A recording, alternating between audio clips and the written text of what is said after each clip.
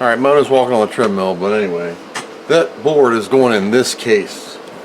So I've already cleaned it, I've Windexed it, I've boogered it all out, got all the dog hair and fur boogers, and still has the original rubber feet. I'm going to be replacing those with the felt feet. But I forgot I shipped them off to Hold and Modify, and he didn't do anything with them. So I went to run to Wally World and buy another set. Anywho's, has a power supply. The last Amiga that I repaired with the disk drive and the tray, that was for this, I think, and I sent it off to the other side of the world. So I need a tray, like the top part, this thing. The thing that sits on those screws, this piece. I guess I could 3D print one if I could find one, but that's another day. So this board is going in here. Yes, it's a 4. I gotta put the metal back on. Here's the metal. It's got fingerprints on it. If you hear any craziness, that is Cujo and Junior playing the dog game. If you're going to be touching on your stuff, always try to wipe your fingerprints off. This is untreated steel. The oils from your fingers will turn this into black rust, basically. You'll see them on certain boards. You'll see like these black marks of fingerprint. Pop your case off if you have a big box Amiga. Look underneath the lid. All those times you took it off and touched it and didn't wipe it down, well, that's what happens. It turns into this stuff. See those fingerprints? Well, you really can't tell because this paper towel's in the way, but it's like, yeah. I'm sorry, it's a nut farm here. There's always something going on in the way or whatever. Put the metal back in, I gotta put all the little pegs back on. Nut driver nuts, whatever. Perfect example. That's not from that, it's from you plugging your connectors in over the past 30 years. And that's fine. Just letting you know how that happens. How are you getting it fixed? You're not. You can sand down the metal and hope for the best. And that's it. That's all you can do. So, I gotta put all these little dudes back in that hold this cover back. Okay, metal's on. Quick check for fingerprints. We're good. Throw this on the floor. Balance it with my knee. Listen to the cat yell. Carefully, trying not to touch this thing. And the case is boogered. It is tweaked. Well, it looks like it does. It's bent. I'm going to grab some pliers and try to bend it here. Hey, it's working. Ta-da! Good. A little hair right there. There's 2 long screws, one up here, one there. Parallel port, mouse port, or joystick port. Keep that in mind. Be wary of board flex. That is right here on the 2000. They get, see how it's board flexed? But it'll be pulled flat once I get this in here and get a screw in it. Now, I'm not tightening everything up super tight yet. I'm just getting it in there just to make sure all my screws start. I'm actually controlling the flex by the loosening of a screw.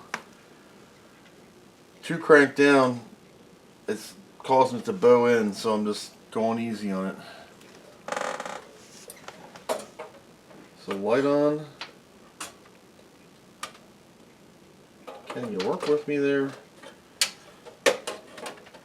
Yeah, the case is a little tweaked. I already put new screws in here, but I need the drive tray. So for now, no drive tray. And I left the 322 ROM in here. Alright, we're going to need case screws, but I need to make sure it still works. So, we're going to be hooking it up. Sweet! So now we got the 2000 back in action. Let's put this disk drive in and see what we got. Sysinfo. Woohoo! Because that's the greatest app ever. We all run it. You know you run it. It's 7 megahertz. What do you expect? I don't know. We give it a cold shower pull here. Click in the expand button like when you get out of the shower and you makes you feel better. 1.0 to an A600. Chip speed versus an A600 1.0. 1 mega chip. That's all you got. I've got 3 or 4 of these done this weekend, and as you can see, she looks real nice now.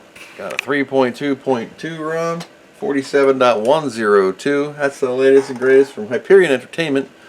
You can get yours today from any of the authorized dealers listed on their website. It is 9 p.m. at night on Omnibot's clock.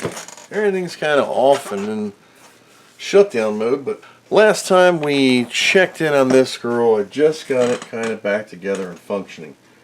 This is the revision 4.3 motherboard that's back in action. And I haven't delved into the power supply yet because it works, and I'll just pretend I looked at that. When it blows up, then I'll address it. Last I checked off, we put the green Sally Hansen on the battery damaged spot, and I put a 3.2.2 ROM in because that's smart. And then I got to thinking, what am I going to do for a CPU? Terrible Fire 534. Boop. Now I have a purple one of these that was kindly donated to me that is in the other Amiga 2000 back there. And if you're wondering where this Amiga is going, that's going in storage room B subsection 02, shelf 3. Terrible Fire 534 plus IDE. Is this that EHIDE thing? If it is, I have to pop CPU out. So that's one option to go. This is the AmigaStore.eu version. 68030 at 33. Which led me to storage. How am I going to storage? How am I going to do storage? I have two choices. I have this historical piece of technology. This is a cat weasel. Zorro 2 Mark II from individual computers. This lets you have a floppy and 3 IDEs, basically. It's an expansion. You get a higher speed floppy right here. You get an expansion port right here for some magic science or whatever the heck goes on here. This is the auto boot board, and you get not one, not two, but 3 other IDE adapters in case you need a boat ton of storage with no power. So that's one option. And this hasn't been touched or fired up in a long time. So that's one option. Second option is video. I do have a flicker fixer. This is the 1988 Microwave A2000 flicker fixer. It comes with that, and the problem with that is you need one of these. DB9 to VGA, but this is not the pinout that I require. And this is a sealed unit. I have one on my other machine, but I have to build a new one, and it is a time-taking endeavor that I don't think I'm going to do. This does put out a scan double 31 kilohertz signal, but when's the last time you saw a DB9 monitor on VGA? So that is an option I'm still considering, and that will just go in here like this. There is the RGB to HDMI route. That's another way to go, which leads me to, oops, I just stabbed my lifting grease, my memory solution. This is a DKB Rapid Fire. It's a SCSI controller, DKB SCSI up device, with an external MOFO and an internal 50, and you get 72 pin sims. It's just got 8 megs on it with a double-sided 8 meg RAM. This gives you the entire 8 meg Zorro space. This is slightly a little faster than the GVP 4008 series machine. So that's one option for SCSI. So I have a PiStorm too. What do? PiStorm gives me video. It gives me HDMI RTG video. Or I can take its Pi, because it's a Pi Zero. I could take its and do an RGB to HDMI solution. So I really don't know what I'm going to do at this point. I think I'm going to keep it simple. Use the original parts. We're going to check out the DKB Rapid Fire. I put new caps on this last year. It's just got like 5 caps. 1, 2, 3, 4, 5.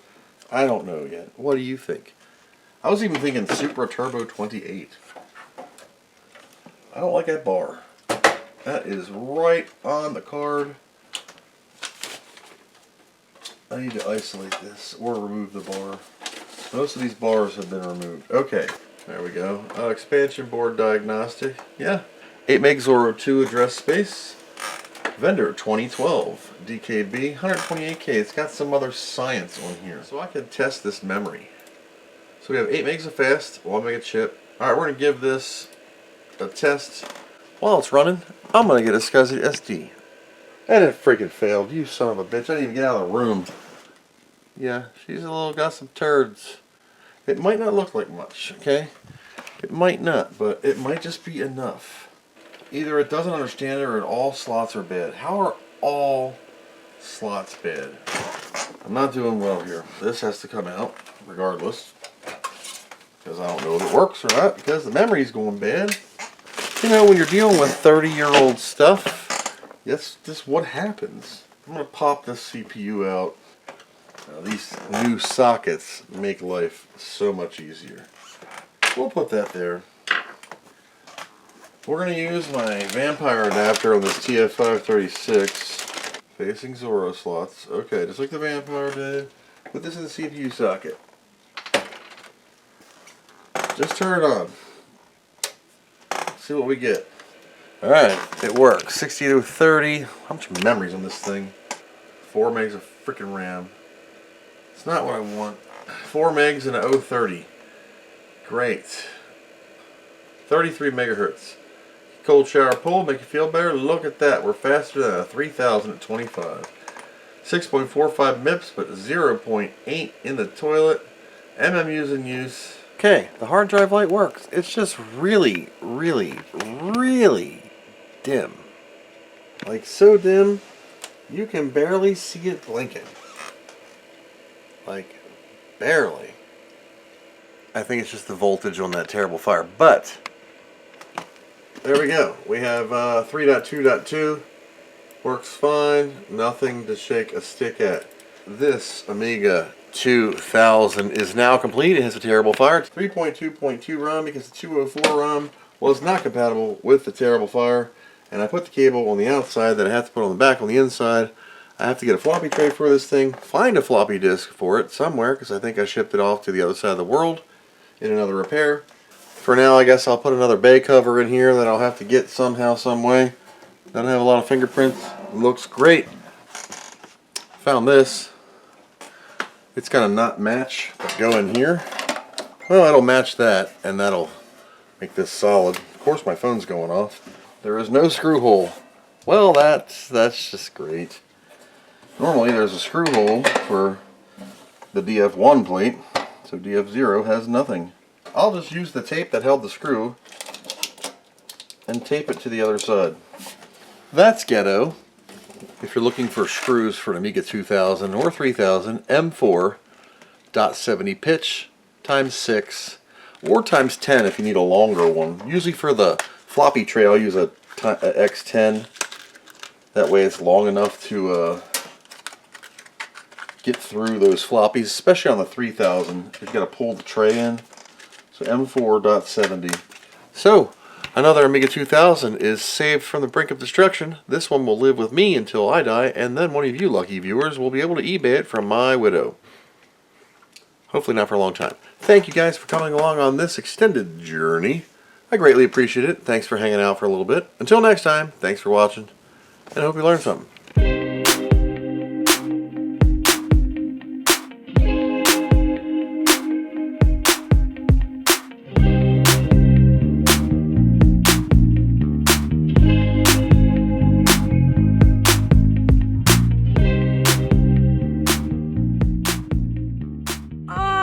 What do you know from funny, you bastard?